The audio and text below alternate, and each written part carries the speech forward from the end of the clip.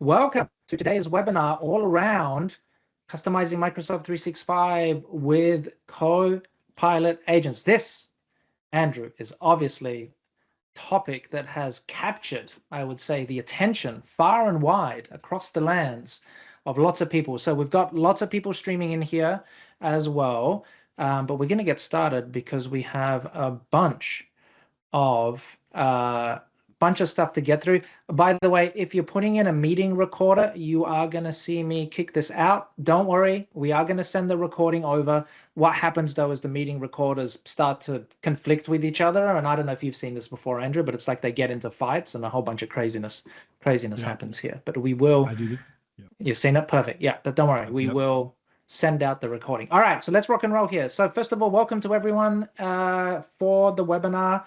A little bit about myself. So my name is Michael Basarik. I am the CEO here of Orchestry and a former SharePoint MVP, not anymore.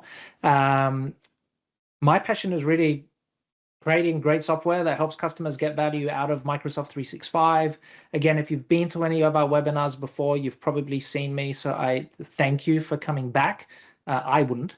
But luckily, there's one thing that I know, I'm very smart to get the best people on our webinars. And today we have the best of the best to join us. Yep, no, Andrew, that is definitely you. So Andrew, welcome. Now, before I begin, before you say hello, Andrew, tell us a little bit about the top that you're wearing, because I know for some of our non-US folks, they're going to wonder if you've got like a fake Lacoste top on here. So maybe let's start off with that.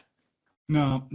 So we are like, take my hat off. That looks totally unprofessional. So I'm an alumni of University of Florida, and they won the national championship in the men's college basketball championship about 2 weeks ago or so, in thrilling fashion. So I'm still on top of the world from it. And so like, yeah, I'm going through just about every single logo that I've got there we go. Every single logoed shirt.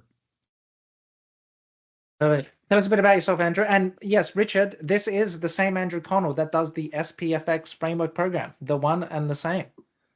That's me. That's totally me. Yeah, I'm a long time SharePoint developer. I'm a Microsoft MVP, I guess the little crystal thing over there, where like my mission is to make you the best web developer in the Microsoft 365 ecosystem, to make you an expert and irreplaceable in your organization.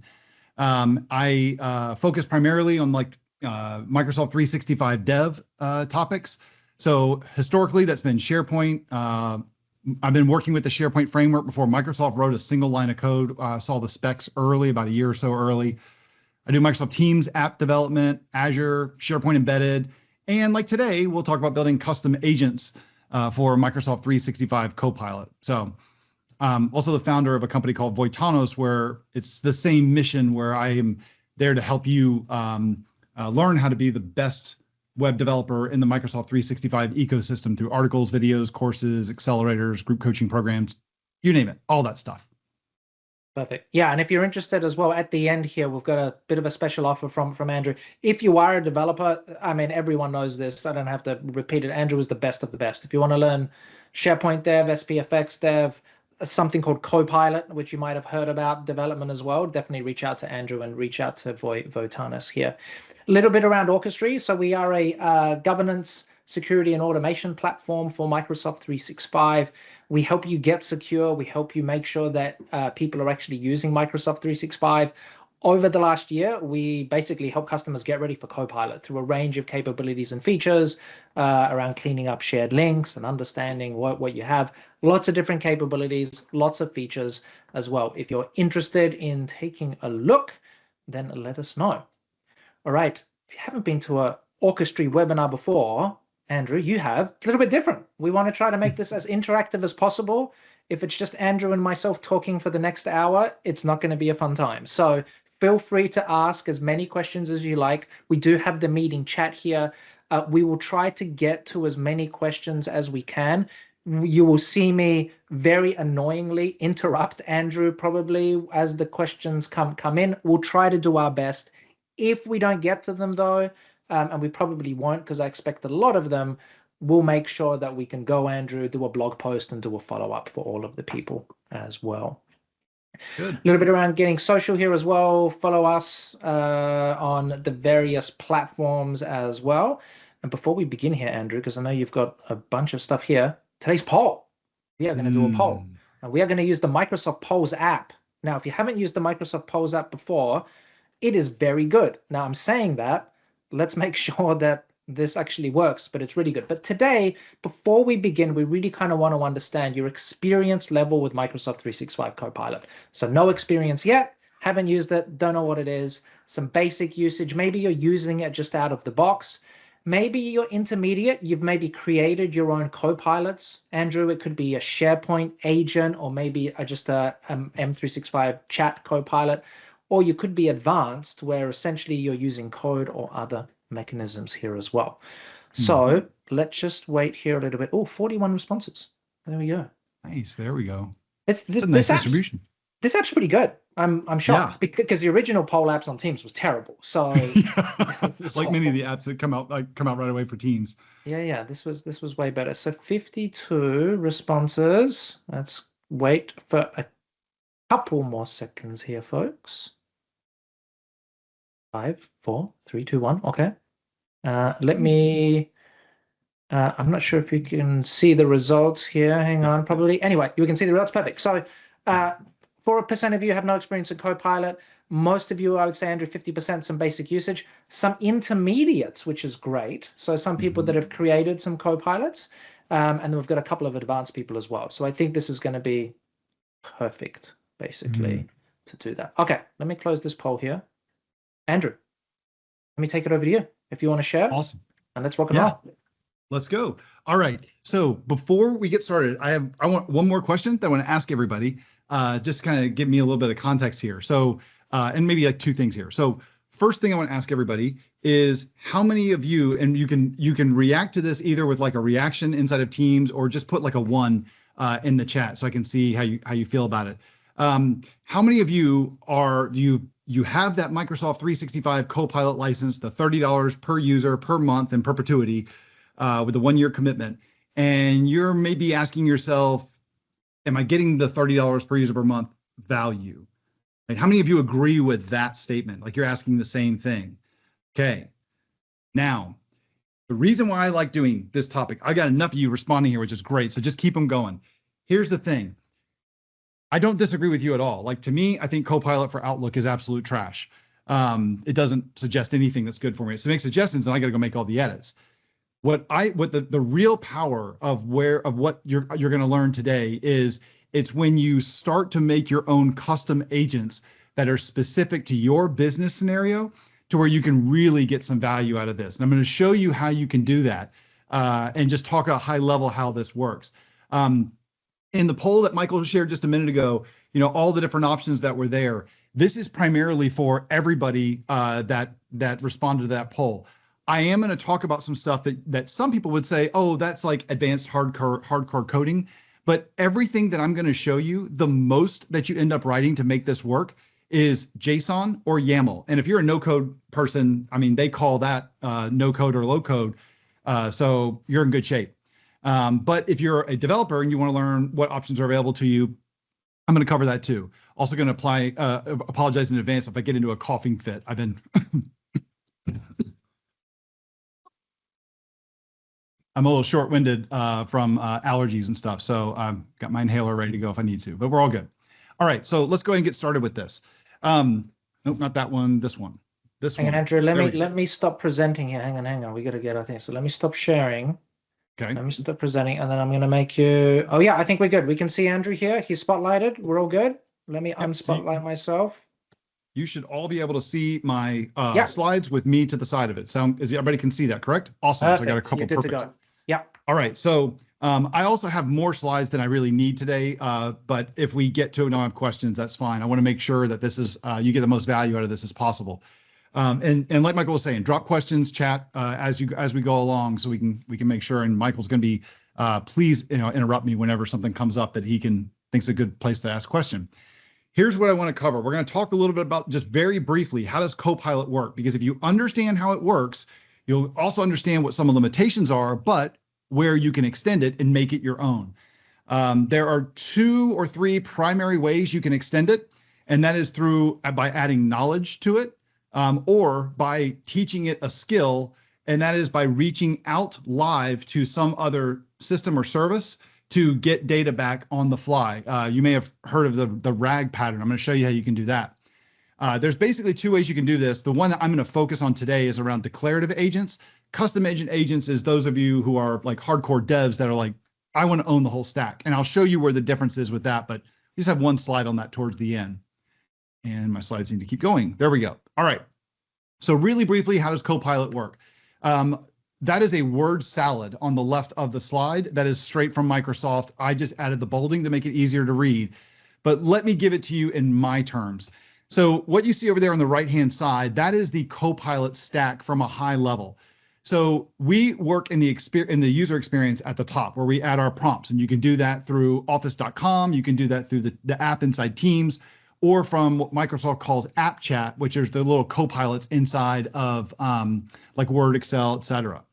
Now, when you send one of those prompts, that prompt goes to something called an orchestrator.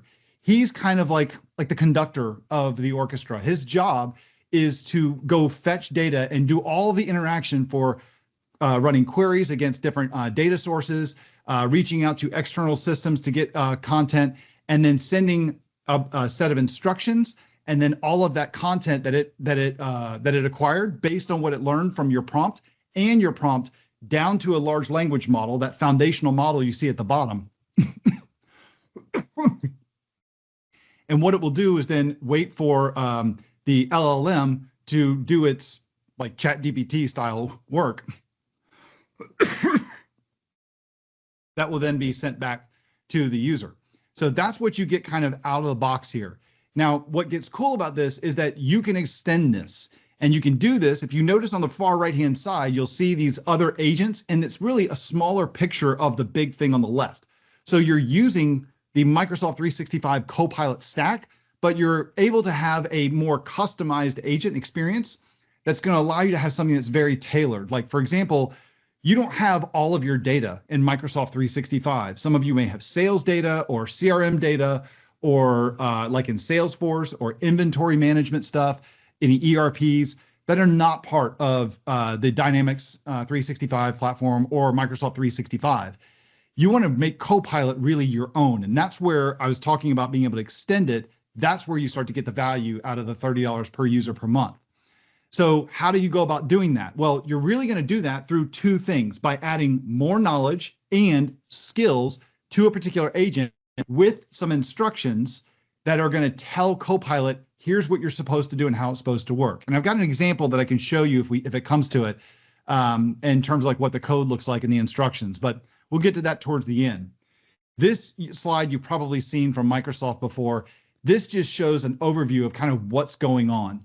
The big thing that I want to highlight here, I don't want to spend a lot of time kind of diving through how this whole thing works, but effectively, you are going to, up here, submit your prompt down to Copilot. And what Copilot does is it goes through this process of grounding. So what does grounding mean? If I ask Copilot a question, it needs to make sure that the response is contextual based on who I am and my organization.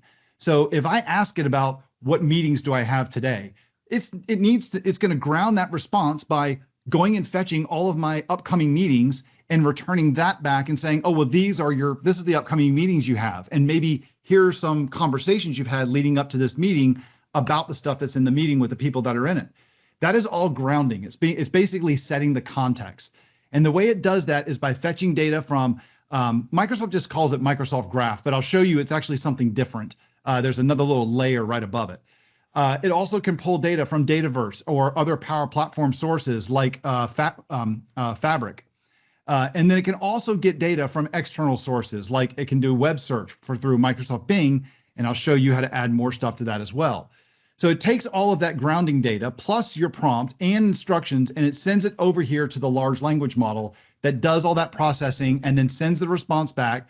Copilot does a little more security stuff around it, make sure that it's not going to respond with something to teach you how to go create a bomb or something that is like self-harm or stuff like that, and respond back to you.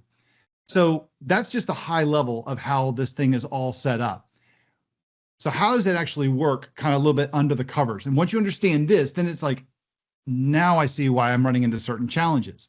So one of the big things here is the semantic index. Let me jump back real quick. The semantic index sits like right here. Think about it, right above Microsoft Graph. What the semantic index is it's technically it's two indexes, but it is an index that is generated from content inside of Microsoft Graph that has access to your data in your organization. So there's one of these that's for a tenant. So all of our organizational data, like stuff inside document libraries or stuff inside document libraries. And then the user index would be like chats in a team, like we're having here, or my emails, or stuff from a meeting. All of that data then is all put in the semantic index, and that is now treated as a data source or knowledge source for Copilot. The thing that's interesting about this is that this content has to be indexed. If you've paid attention to any of the stuff that goes on, that's been talked about with AI, it goes through the whole process of doing the embeddings into a vector-based database. So it's not really graph, it's that it's getting the data from graph to index it and put it inside the semantic index. When you run a prompt or when you send a prompt to Copilot, it is primarily looking at the semantic index to do those responses for what's my upcoming meetings and stuff like that. All right. So that's how it's starting doing all the grounding. That's knowledge. I like to think about that as like, that's the brain. That's the big piece of Copilot that makes it a little bit better than what we get with like a generic chat GPT, where chat GPT just has knowledge from the model's underlying training and process. So by crawling the internet and allegedly YouTube and other sources. The semantic index is where Microsoft says, well, you get that because we get those foundational model training, but we also get your organizational data. So now it's like ChatGPT understands all the stuff it understood plus data inside my organization. Now, in order to use the semantic index, you have to have, or for it to light up in your tenant, you have to have at least one Microsoft 365 Copilot license in your tenant. That's the $30 per user per month. And that just effectively lights up the semantic index and makes it work in your tenant. That's a bit of a footnote. If we get into dev stuff later, you'll understand why I'm saying that, but I just want to call that out. The other thing, Andrew, just to point out, every person here should have at least one Microsoft 365 Copilot license, not only for the semantic index, but that's how you get access to SharePoint Premium, right? Which Exactly. used to be $3 per user per month. So we've talked about this in previous webinars. You're not going to get access to SharePoint Advanced Management unless you have one M365 Copilot license. You just need one. You can be an organization that has 50,000 people or 3 people, but you just need one. So if you're going to take away anything, go and get one Copilot license. You get a whole bunch of goodness with it, not just this semantic index, but also access to SharePoint Premium and all the goodies that provides. Yeah, agreed. And the big thing with this, when it comes to like, one of the other reasons why I call this out, especially for those of you who are like developers and you've seen Microsoft, I think it was a month or two ago, they announced the consumption model and metered-based pricing. And some people are like, oh, I don't have to pay $30 per user per month. I can just go ahead and add in, I can go in and just add content in use the metered-based one, and then I'm paying a whole lot less.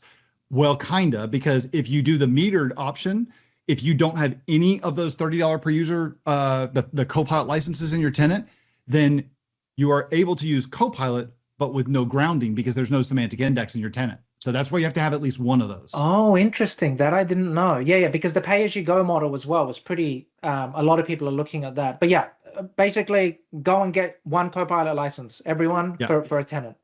Even if it's just one. Once you got it, then Copilot can take advantage of it, even if you're on the consumption model. That's a big deal too. And I think, Michael, the reason why you don't know that, and why I didn't know it either, is because they never documented that. That's one of those things that you're like, why am I not getting this? I go, oh, well, you have to have at least one. Like, why? Like, so how do you find that out? It's who you know. So that's just, they should document that, but whatever. Of course not, right? They want to sell more of the big licenses. Well, and this is Microsoft, right? They do a great job. Everything's documented, Andrew, as you know. Totally. The other thing too that I want to call out too about the semantic index, when you see like user index and tenant index, saw a question come in about this. So I definitely want to call this out. This content that you see here, or the content that's going in there, it is all content across the entire tenant and all users. But when you make a query, when Copilot makes a query against the semantic index, it's doing it on behalf of you. And so any response that comes back from the semantic index is going to be security trimmed to only what you can see. So I won't be able to see everything about it.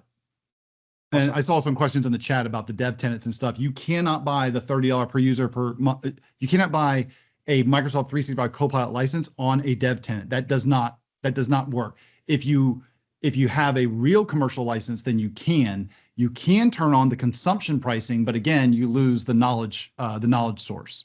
A couple of questions here, Andrew, and we'll let you keep going here. So from Mark, does the semantic index handle private channel information? Does the semantic index? Yes. I would appear so, because it's just a SharePoint site in a private channel, so it should be good. Okay. It will, yeah. It will index it. It indexes it, but you won't get the response to it unless you are a member of the private channel. Yes, of course. Yep, right. Got it. And then I think from IDS, oh, hello, IDS. When activating M365 Copilot, you have to select all the services as well. Interesting. So our system admin had not activated the services, but only the license. After this, you get advanced management. Okay, so you got to get the license, you got to activate it, even if it's just one, and away that we go. That's a great takeaway as well. Those other questions too, I see about people asking about the dev tenants and stuff like that. I have I can put a link to it in the chat towards the end, but there was a big announcement around this yesterday, the dev tenants and the future of the dev program. And they did a YouTube video and an article that are available now. I explain when I give you my recommendation on what I would get in terms of if I want to do development with a dev tenant. I explain kind of like my logic and why you'd want to make sure you get do a 1-year commitment, because if you're doing Copilot development, you're going to have to do a 1-year commitment if you want to do any real development for your customers. So I would at least do that today, but yeah. So, okay. Let's keep going here. Now, so that's what the semantic index is. It's a really key piece. So let's talk about how do you go through and create your own like custom Copilot. So they're called agents.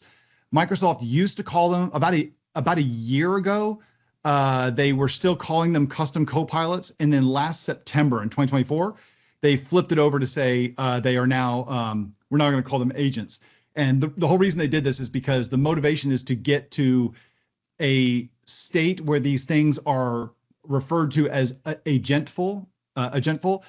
And that means that they would be able to act on our own behalf. And we've started to see a little bit of that start to show up with those autonomous things and stuff. It's more like this is just how the industry talks about it. So what is an agent for Microsoft 365 Copilot? Think about it. It's a scoped version of Copilot. It's designed to automate and execute specific business processes on your behalf. So you can have one that is an expert at this or an expert at that, whole bunch of stuff that you can do. You can interact with them in 2 different ways.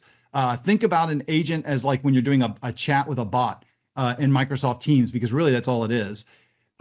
You can mention it in a channel or in the main Copilot chat, or you can go one-on-one with it and be in the immersive experience. So, and then it's just you talking straight to the agent.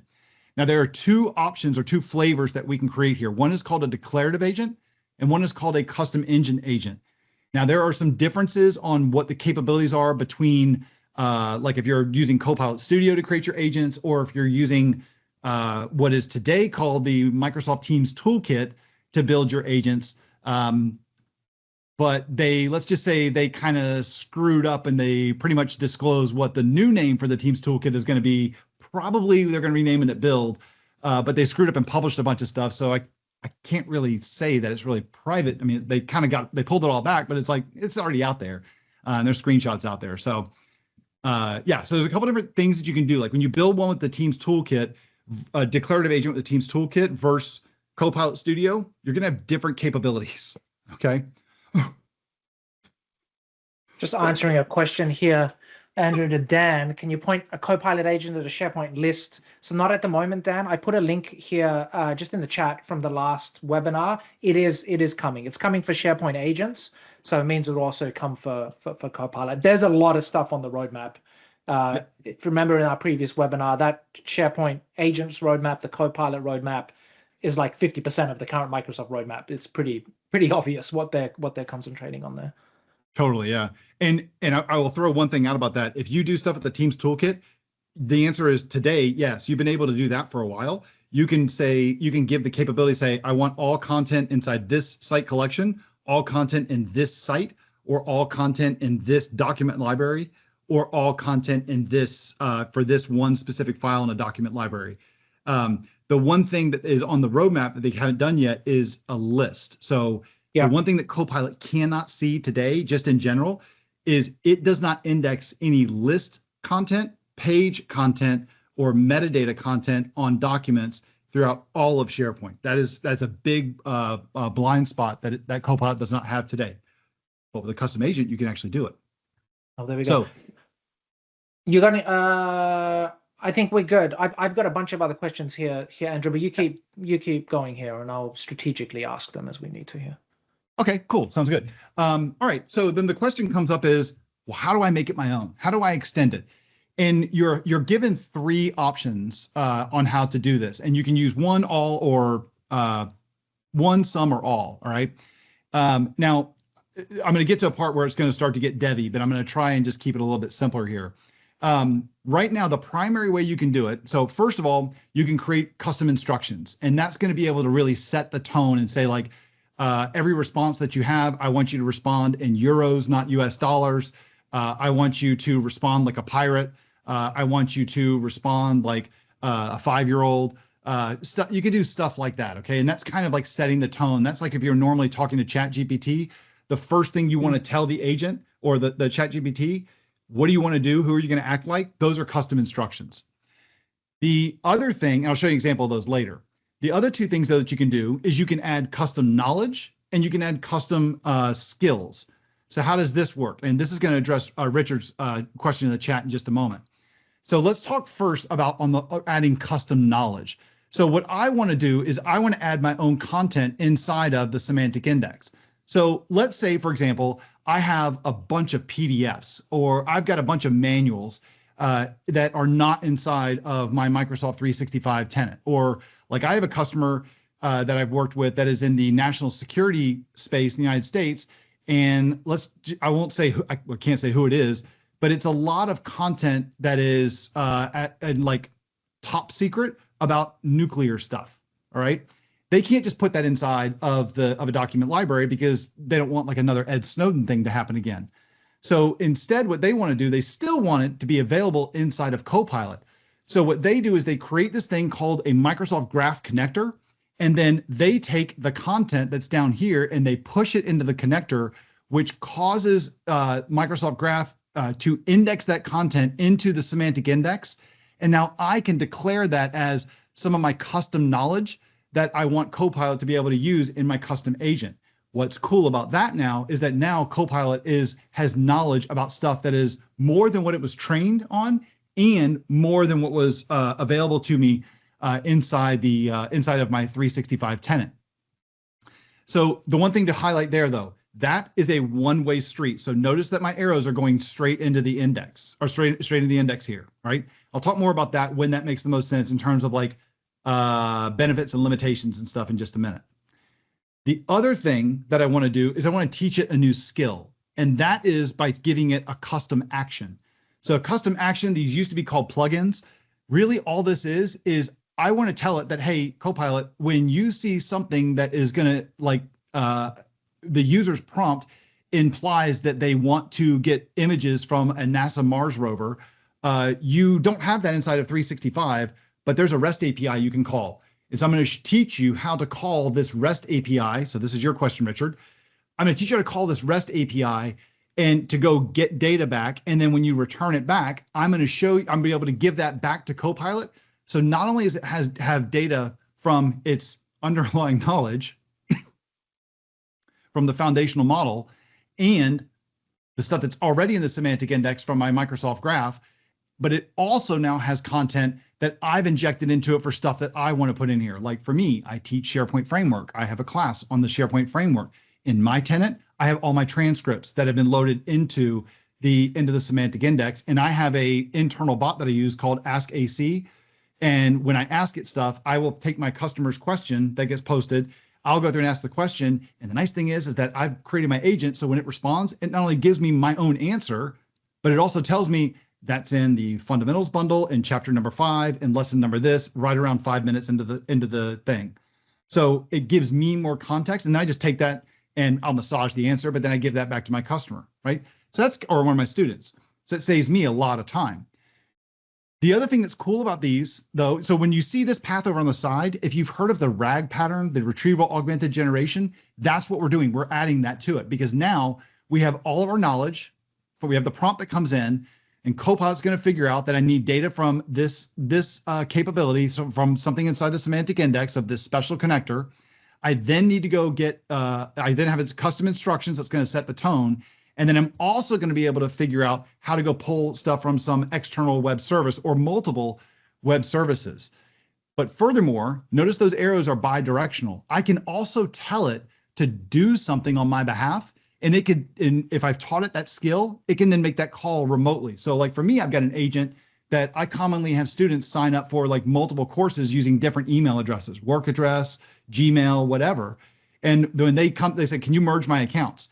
I'll just plug their email addresses in and say, can you find everybody with the last name of Connell? And it goes out to my my email platform, my CRM, my learning management system, and says, here's what we think we found. And I'm like, sweet, merge 1, 2, 5, and 6. And it will go through and run my own custom code in my own web services. All right.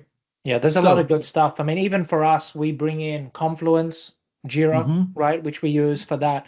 And it does make it changes that usage of Copilot for just M365 content. All of a sudden it becomes useful, right? So it is, yeah, it's the sort of thing, interesting, Andrew, like I don't hear many people talking about this, but those graph connectors, they're available essentially out of the box almost for a lot of platforms as well. It's almost like we planned this, and I know we didn't plan this, but that's the next thing I was going to say. Oh, there we go. Okay, couple of questions here. From Rob, this is a good one. Does the semantic index contain data from all users or only for Copilot licensed users? It contains data. It contains data. The semantic index contains data for everybody and all content across the tenant. The only people that can use it are those that have a license. And furthermore, the only people that can get access to the data that's in there, they're only going to see data that they have access to using the standard security trimming stuff that we have in SharePoint. Got it. I'll let you keep going. There's one from this one from Adnan's an interesting one. Is it possible to deploy a Copilot, regardless of it being declarative or custom, both built in Copilot Studio, to only M365 Copilot as an agent and not as a Teams personal app? So this is an evolved. So let me pick this apart. So first of all, if you build it as a declarative agent or a custom engine agent using like Teams Toolkit or an agent, which is a declarative agent inside Copilot Studio. So first of all, they're all treated the same thing. To the end user, they're just agents and they're all put in the same bucket. So how you build it isn't going to matter. Now you say, can I deploy it just to Microsoft 365 Copilot as an agent, but not as a Teams personal app? So this is rapidly evolving. And if I give you an answer right now, I would put even money on it that it's going to be different by the end of May when Microsoft Build comes around, or maybe even like 2 weeks from the Microsoft 365 Community Conference in Vegas. Today, I don't think you can differentiate that. You just put an agent in there, but I know that Microsoft is working on different ways that you can surface and where these things are going to be used. This is one of the things that's moving so fast. Like we thought cloud and AI was moving fast. This part right here it's moving fast. It's changing. And of course, I mean, they'll probably get 4 different names before we see the next change. So I was actually going to say the same thing. Adnan, look at the Copilot Wave 2 announcements. There's some stuff around that coming soon as well. Okay. All right. Keep rocking and rolling, Andrew. All right, let's go. So these connectors that Michael mentioned a second ago, there are multiple types of connectors. So what I just mentioned a second ago was I was talking about connectors that Microsoft Graph connectors that you create. There are a lot of different connectors. So there are Power Platform connectors. That's the stuff, if you've done anything with like Power Automate, that stuff is available to you. Those are only available though to you if you create agents using Copilot Studio. It looks like that might be coming also to those of us who build agents with Teams Toolkit, but it looks like it. It's hard to tell with some of the capabilities they're talking about. So when I say it's not available in agents, I mean agents like agents I build with Teams Toolkit. They are available to you inside of Copilot Studio. Graph connectors are available to you inside of when you build stuff with Teams Toolkit, and they're going to be available to you also from inside Copilot Studio. We can build our own graph connectors, or you can use some of the ones that are already provided out of the box, like Michael mentioned, like Jira, Salesforce, ServiceNow, SQL Server, Azure DevOps. There's a whole bunch of them. They're in the search and intelligence section in the Microsoft Admin Center. And so you can go through and you can tweak that stuff as well. I want to focus though on Microsoft Graph connectors here. So I've already talked a little bit about this, so I'm going to go through this slide kind of quick. This is where you add in your additional grounding data that is beyond what is already in Microsoft 365. The other thing that's nice about adding it yourself is that you control how people can get access to that content. So it's not like I add a document, like remember my customer I said a minute ago that had like nuclear stuff. It's not like if it's in a document library, then anybody with access to document library could get to it. When I add stuff to the graph connector, I can specify when I add an item to my connector that I've created, I can say this nuclear document, I can put what's called an ACL on it, access control list. So who has access to this piece of content? So it would show up or not show up in that content. And if you want to see, you want to see code with that later, I can always do that stuff. That also, so when I go through and I put it in there, that's when I can control who has access to it. But I also control that when someone finds it, when Copilot responds with it, and they did have access to it, if I provide a link that they click on, I can control where they're supposed to go. And so I may decide that they're not going to see the actual piece of content, but they're going to go to a page that's like, you can't go through and see this. You can only get the responses straight from Copilot, right? So that's up to you. That's only if you're doing custom stuff. That doesn't exist for the ones that are out of the box. All right, so when does it make sense to create one of these graph connectors? These are ideal for long form, unstructured content. Think manuals, transcripts, content that does not change very often, because it's content that when I give it to graph to go into the index, it has to get indexed. So it's not available right away. It's going to take some time for it to get indexed. Second of all, it's great for when you don't know what the user is going to ask, right? So let Copilot in the LLM be smart about trying to figure out what the user's intent is and let it go through and based on the prompt. It's also really good for summarizing content. So good examples of this, I got them at the bottom: document repositories, knowledge bases, websites, CMS systems, content management systems, or transcriptions as well. I did see the question though about the cost for using connectors. There's basically just limits on your tenant on how much data you can have across all of them, how many of them you can have, but they're included as part of your 365 license. Yeah, it's 50 million items, which could be a lot or could be a little. I mean, it really depends on how much stuff you have in other systems. Yeah, and there's also it's items, and then it's also the total size of the files. Now, and there's a scenario I want to talk about a little bit too on why you would want to create a custom agent, even if the document is inside of a 365, like a document library. Okay, so let's talk about actions, the other thing that we can do. This is like teaching it a skill. So this is giving Copilot access to real-time data or structured data, right? Which is the inverse of what we looked at a minute ago, which is not real-time, not changing very often, and not structured. This is going to give us the ability to access like relational data and be able to do queries against multiple applications at the same time, like in my example earlier about merging customers. You can also enable read-write operations. I said that earlier, but you also are going to be, when you give that data back to Copilot, it can also summarize based on all the responses it got, and it can act on that data as well. These actions, what are they? All you do is you're really just declaring a REST API, so one that either you create or one that that already exists, and you're simply telling Copilot, here's what this thing can do, and here's how you use it. You do a little bit of mapping of properties, like when I have a customer come back that is, they got first name, last name, and then I may have a bio field for them. Well, like a biography field, those aren't fields that Microsoft understands. Copilot understands like some well-named fields like title and subtitle and URL. And so I basically say, when I do my mapping in the response, I say that first name, that's actually what's called the semantic label of title, and the bio is actually the description, or sorry, the subtitle of the field. And that's how Copilot's going to do the summarization. I'll show you what that looks like in a minute. These actions are really good for real-time data, frequently changing data, relational data, and large-scale data sets. So got some examples at the bottom. Key difference with these, in addition to this, in addition to the ones you see right here on the slide, this data is not saved inside of 365. This is real-time pulled by Copilot when the prompt runs. So this is not stuff like my sales data is getting indexed by 365. It never is reaching 365. So if I want to do any security trimming with this data, the REST API has to support it, or I have to support it, as I'm the one that's going to create this. But this is also a really cool way to get around a big limitation we have in 365. Now, let me talk about this for real quick, because this is one that a lot of people don't realize.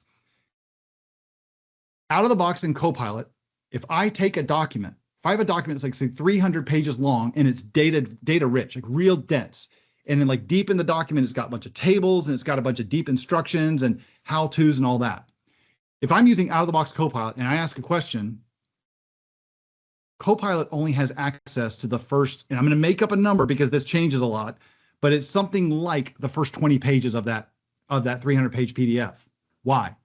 It's a limitation of the semantic index today. It's only indexing the first part of that document. This number changes all the time. It is documented.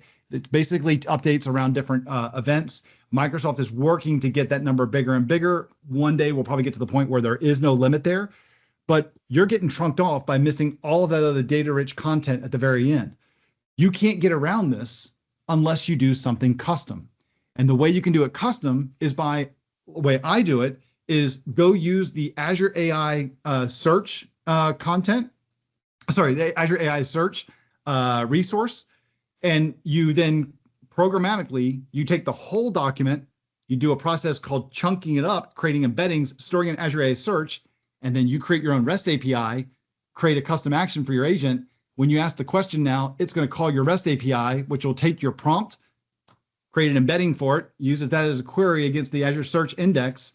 You now have access to the entire document. You get a response back, and then hand that back to Copilot to get around the current limitation there. You can't do that out of the box, but you can do it if you're doing a custom agent. So that's a cool like workaround that a lot of people aren't aware of. Now, once I've done those two different customizations, how do I use them?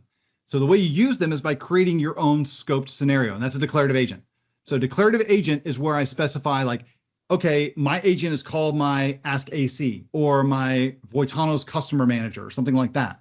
And what I do there is I give it a name, I give it a description, I give it some custom instructions, set the tone. I then specify what knowledge does it have access to. So I can say, don't use the semantic index, or go use these specific connectors that I've added to the semantic index. I can say, go look on the web, go look in this specific document library or this specific file in a document library. And there's other capabilities that Microsoft is adding as well. The other thing you then tell it is, what skills does it know? And those are the actions that I talked about earlier.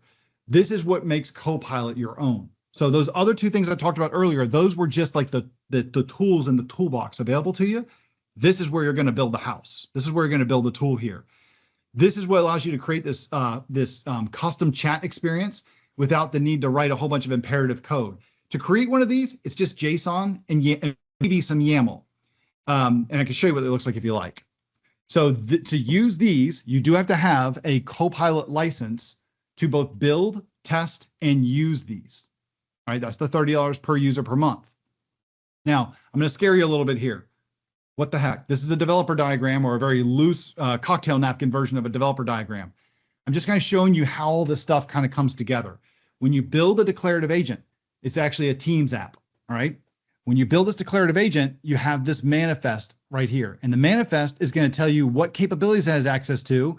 So data inside the semantic index, inside of OneDrive, inside of SharePoint, or going out to web search. I don't show it here, but there is also a place you put your custom instructions. And then I can get into this if we want to, but I'm going to skip it for now. This is where I'm teaching it these different skills, and then it's going to go all the way in through the manifest and then down to whatever that REST API is. These things here, the reason I want to show you this is because I want to show you a limitation we have with Copilot Studio. What this file does is, if you're familiar with Swagger, that's what this file is a Swagger document. This basically tells or describes how do you interact with this API and what the responses are. When Copilot, when you tell it what things it can do, like the skills, those are inside of this thing called the plugin manifest. When I teach it these skills, it then says, oh, I know how to get data from Salesforce. How do I call Salesforce? This function of get customer is going to map to this operation, and this operation, Copilot knows how to read this file to tell it how to go through and to go get data from that API and get the data back.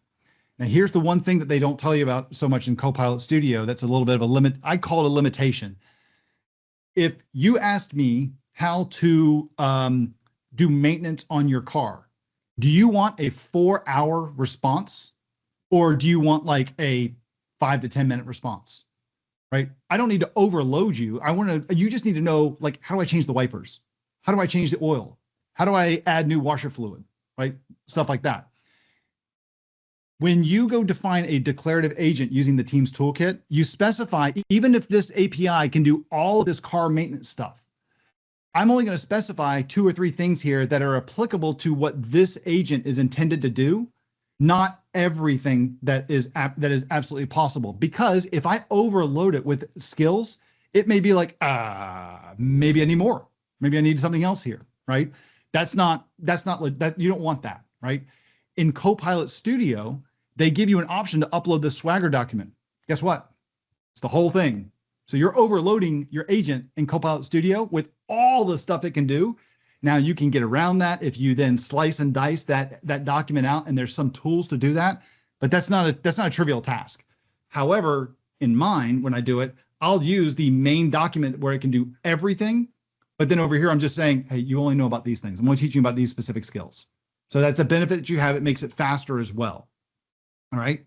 I can show you a couple examples here. Michael, I don't know if we got any questions that you want to run through, but I can show you a couple screenshots of like what the experience looks like and how a custom agent works. Yeah, give me 1 minute. We'll do some questions. We've got 12 minutes left as well, Andrew, here. So is it possible for Andrew to share his slides? Andrew, is that possible? I can do that. Yeah. Yeah, I can totally And then question from Richard here. Could you use something like Claude or another AI that can parse large documents, then embed that into Copilot? So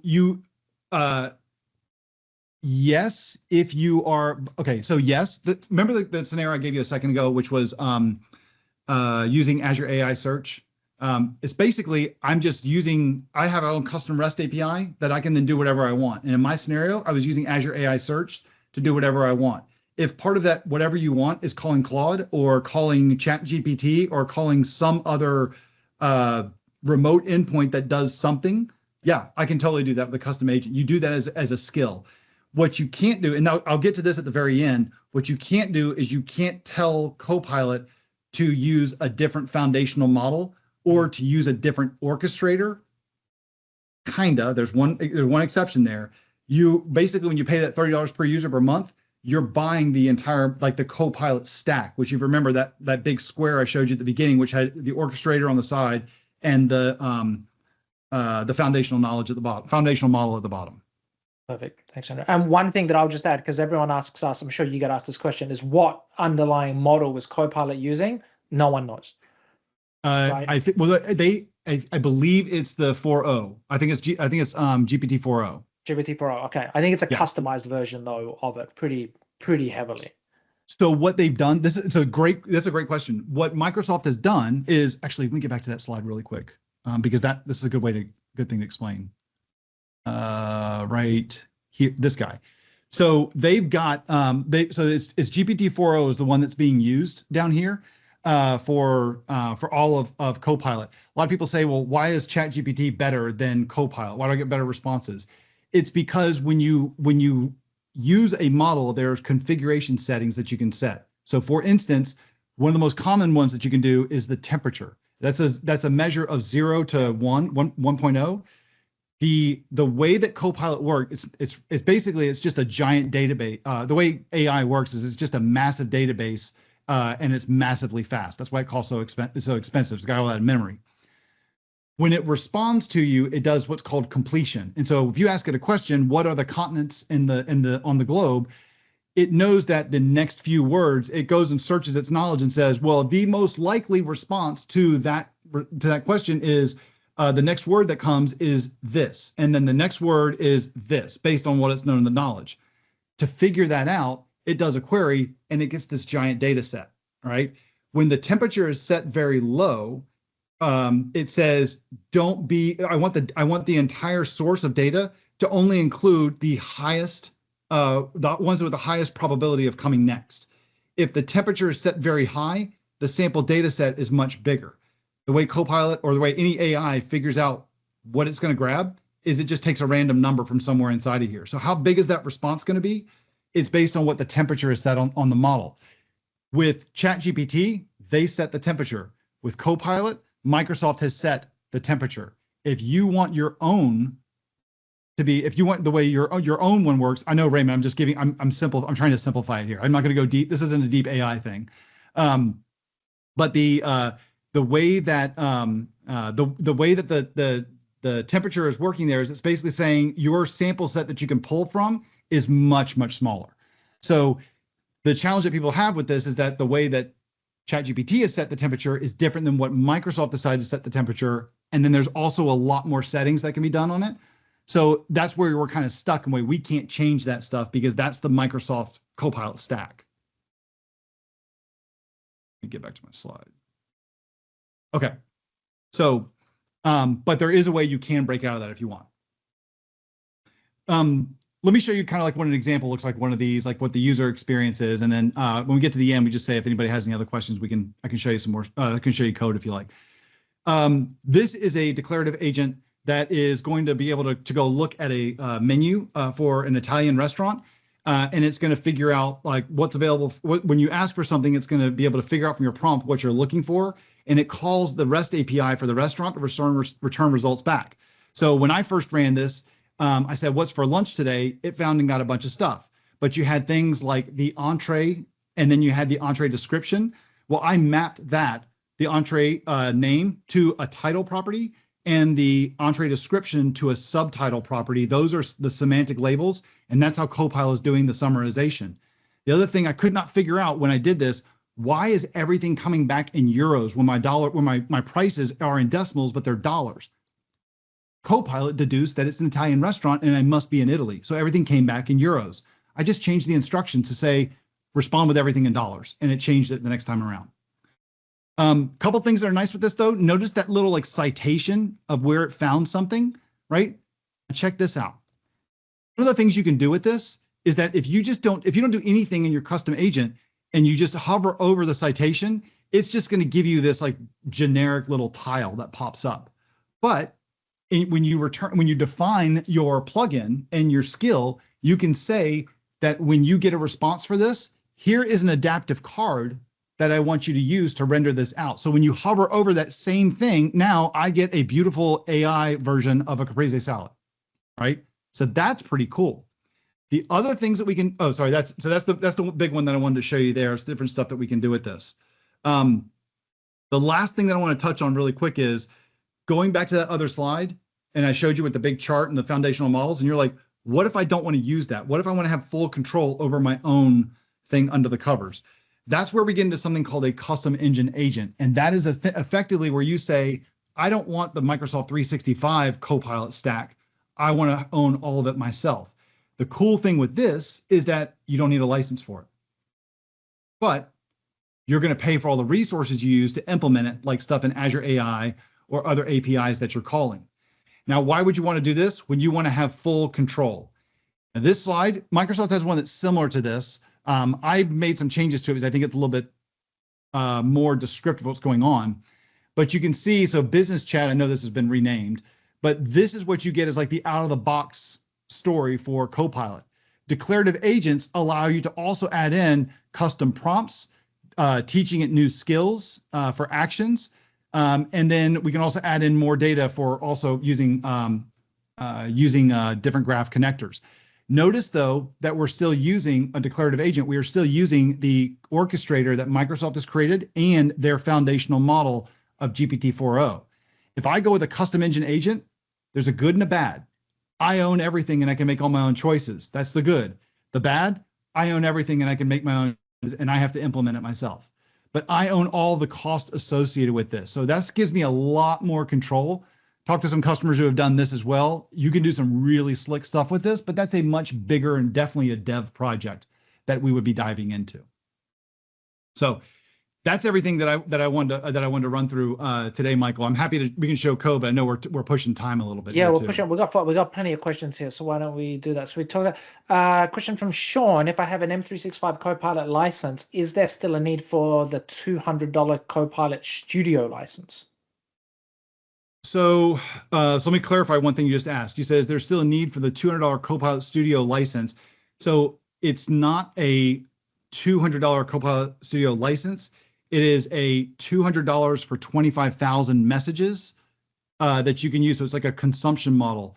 And that's it's like a message pack kind of in a sense. I don't have a single customer that has one message pack either. They have multiple message packs they've had to buy because they use so much of it. My understanding is that you do need at least, I can't answer that one directly because I'm not 100% sure on the licensing, and I'm a dev and I don't do license. Yeah, and I'm going to put my foot in my mouth. Licensing is a black art. I totally understand. Yeah. Another question here from Marek. Do you need to have a Power Automate premium license if you want the agent to write something into Dataverse, or does it come with the $30 Copilot license?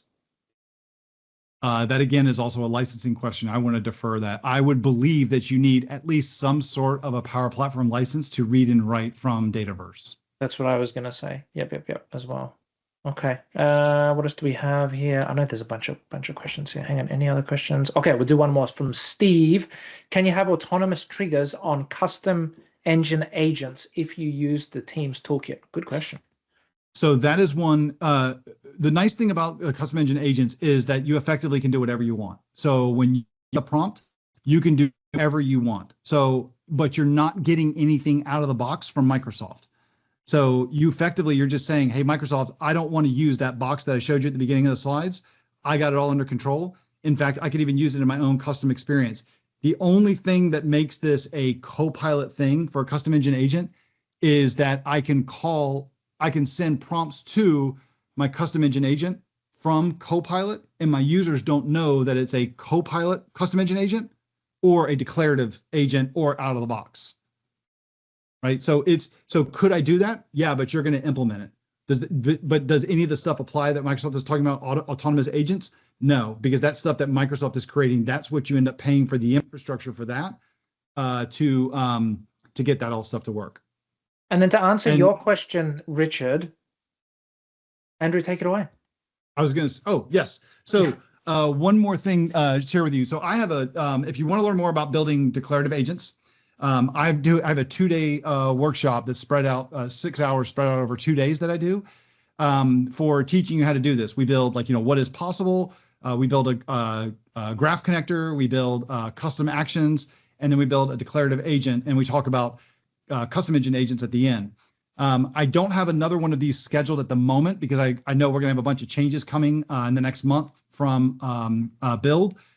But if you want access to the most recent recordings, I usually sell those for 50% of what the normal registration is. So normally it's $300 for the registration of the live one, but I'm selling the recordings for just $150. If you use that link right there, I'll give you an additional 20% off the $150, which I think makes it like close to $120 of that 6-hour content. And that gets you access to also a place to ask questions and our entire Voitanos Learn community and learning platform.